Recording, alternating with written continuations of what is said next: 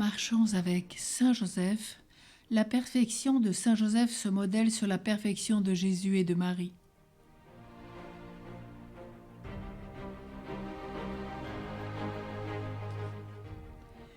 Figurons-nous Saint Joseph en oraison. Il médite dans un recueillement admirable les grandes leçons dont il est journellement le témoin. Lorsque Saint Joseph est choisi pour être l'époux de Marie, l'Esprit Saint l'appelle un homme juste.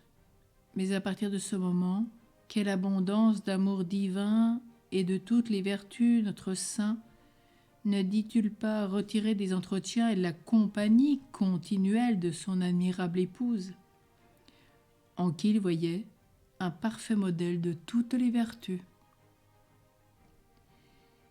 Si un seul mot de Marie suffit pour sanctifier Jean-Baptiste et remplir Élisabeth du Saint-Esprit, à quelle haute sainteté ne devons-nous pas penser que parvint la belle âme de Joseph par les rapports familiers qu'il eut avec la Vierge Marie, l'espace d'au moins 25 ans selon la tradition. En outre, quel accroissement de vertu et de mérite ne devons-nous pas croire que Joseph acquit dans cet échange continuel qu'il eut durant tant d'années avec Jésus-Christ. La sainteté même, en le servant, le nourrissant et l'assistant dans les besoins de la vie.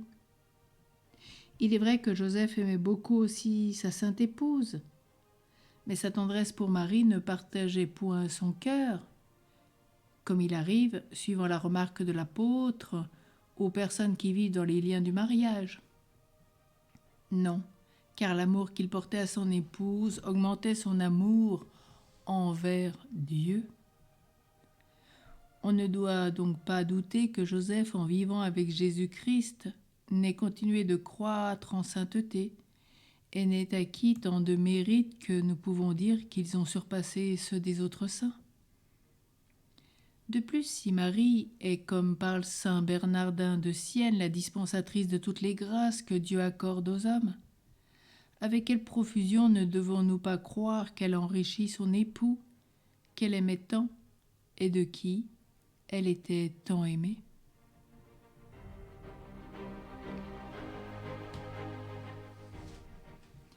Peut-être dans la résolution de ce jour, dans les difficultés que nous rencontrons à poursuivre les voies de notre perfection, invoquer Saint Joseph comme l'homme juste et parfait, dont la conduite était le reflet de celle de Jésus et de Marie.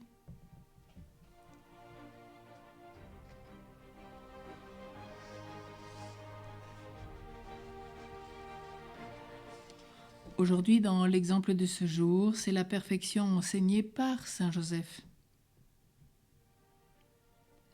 Un saint religieux de la Compagnie de Jésus, jésuite, rencontra un jour un jeune homme de 18 ans, domestique de son état, dont la vie avait toujours été d'une innocence parfaite et qui parlait sur les matières de spiritualité comme le plus profond théologien, sans jamais avoir été instruit par aucune personne.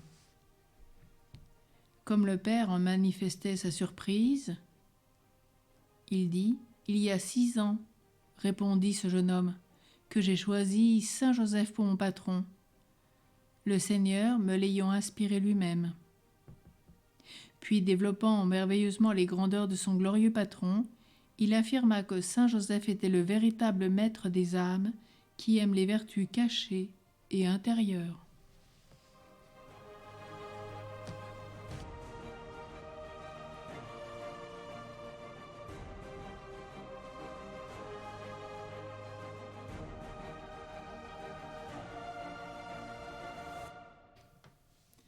Prions avec saint Alphonse de Ligorie.